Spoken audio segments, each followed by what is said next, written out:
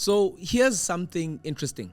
With a GDP of 362 billion rand, or around $200 million in 2022, the Eastern Cape contributes around 7.9% to South Africa's overall GDP. However, disappointingly, the province's share of national GDP has been in decline since 2011, when it was around plus minus 8.2%. This province, Iphondo, has 1.7 million households spread across 33 municipalities and 114 towns. I always believe that the economic ability of a town, city or province, and especially a country, to adequately provide opportunities to its young people will determine its very future. And when it comes to economic activity and opportunities, the Eastern Cape has been stagnant for younger people especially. This then results in young people leaving the province to look for economic opportunities elsewhere. As someone who is born and raised in the Eastern Cape till I was 18 years old, I'm also part of this migrant trend. I left for Johannesburg. In fact, when you look back over the past 20 years, according to Stats South Africa, the Eastern Cape's share of South Africa's population has fallen from 14% in 2001 to 12.6% in 2011 and down to an estimated 11% in 2022. And the consequences of people leaving is that the province now has the highest percentage of older people at 11.6% compared to the national average of 9.2%. The unintended results of this means that the Eastern Cape now has a very high proportion of non-economically active, dependent older people.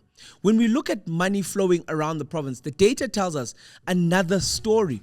The average GDP per capita, which is a way of working out how much money the average person living in the Eastern Cape makes in a year as a portion of all goods and services produced in the province, this is around 55,000 Rand or $3,000 per person per year, the lowest in the country. For context, the South African average is around 81,000 Rand or $4,500. From 2021, the real economic sectors in the Eastern Cape accounted for 17% of the provincial GDP compared to 27% at the national level. When it comes to value creation, manufacturing is the largest real economic sector, accounting for 12% of the provincial GDP. The manufacturing sector is dominated by food and beverage industries, making up 25% of the sector's output, followed by transport, equipment, and petroleum. Construction is the second largest sector in the province, accounting for 2.6% of the total provincial GDP. The Eastern Cape has a relatively small mining activities sector, as the sector only accounts for a modest 0.2% of the provincial GDP in 2021. Construction is also the biggest employer of all real economic sectors. It employs 121,000 people as of 2021. However, this was not always the case. Manufacturing was leading in the real sector until it was overtaken by construction in 2015. The manufacturing sector is now the second largest employer in the province with 116,000 workers over the same period, followed by agriculture with 100,000 workers. Now, while we're talking employment, let's look a little deeper into it. Although manufacturing is a large employer, it is not the biggest employing sector in the province. Community services or government is at 28% of employment. To be blunt, most people in the Eastern Cape work for the government. That's not a good thing. The Eastern Cape has the highest level of unemployment in the country. In 2021, the Eastern Cape's absorption rate, this is the proportion of the working age population aged between 15 and 65 that is employed. This was around 28% compared to the national average of 37%. Unemployment in the province has risen over the past decade, with the absorption rate declining from 32.2% in 2010 to 28.5% in 2021. With so much land and key areas of possibilities, it's heartbreaking to see that not enough is being done to get this province growing again. I mean, to me at least, it has all the right ingredients to do so. Land, 2 key ports, keen business people, and rail connections. Opportunities in this province range from agriculture, tourism, SMMEs in the call center space, key infrastructure, ICT infrastructure, sustainable energy infrastructure, education, rural development, and so much more. Small towns and even cities that need rejuvenation. Special economic zones, ports, tourism, rural oceans economy. Make the Eastern Cape a low free tax zone. There's so many opportunities. But with that said, I want to take a look at where the provincial money is going to and what is being prioritized. In order for us to see how the Eastern Cape can get out of this quagmire, we need to look at the 23-24 provincial budget a little more closely. The main source of income to the 9 provinces in South Africa are grant transfers. This is what the national government calls when it gives provinces money. Over 97% of each province's income is from these transfers. In last year's 23-24 financial year, the Eastern Cape's total budget was 89.6 billion rand with a B, which is made up of provincial equitable shares, pairs, allocations of 73.2 billion rand, conditional grants of 14.6 billion rand, and 1.6 billion rand of provincial receipts. Pairs is basically a formula that's used to distribute nationally raised government revenue to the 9 provinces. The formula itself composes of 6 components from which a weighted average is calculated. Based off these allocations, the Eastern Cape is the 3rd highest province to be subsidized by national government. Now you might think that this is a good thing. I, for one, worry.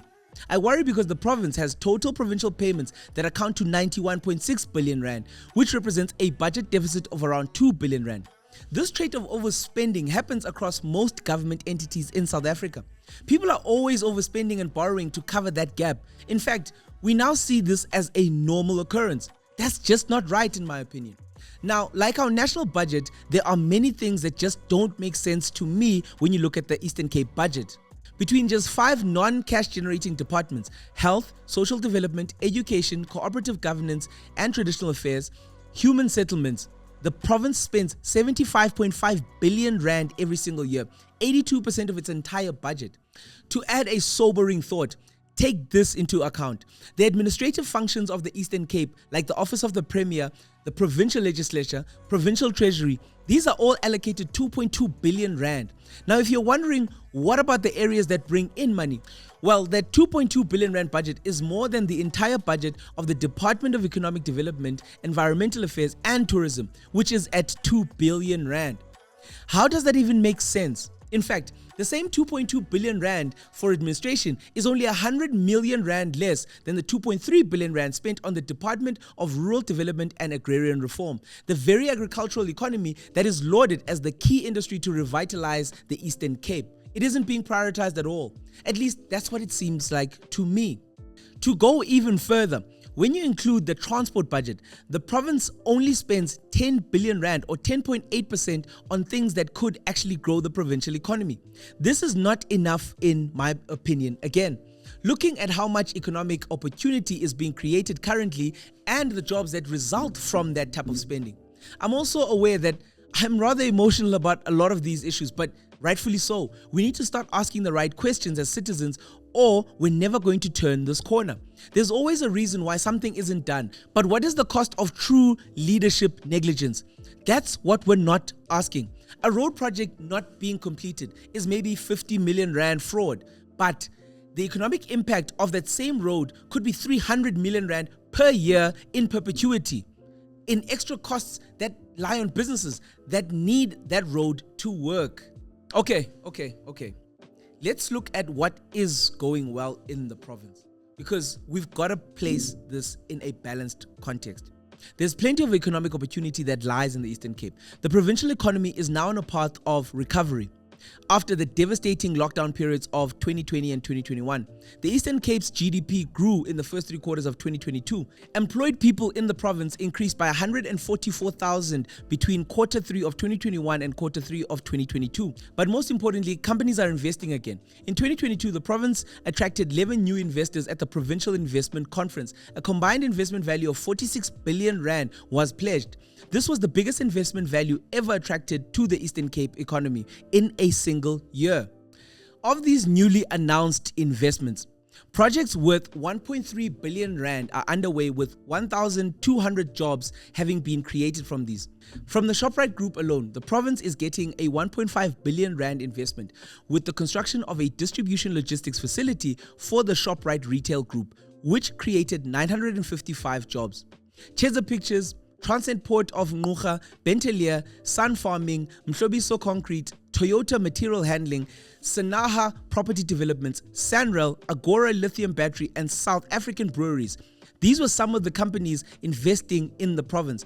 In fact, SAB's Ibai Brewery is investing 510 million rand, R500 million, for plant expansions, which will lead to more jobs in the Nelson Mandela Bay municipality.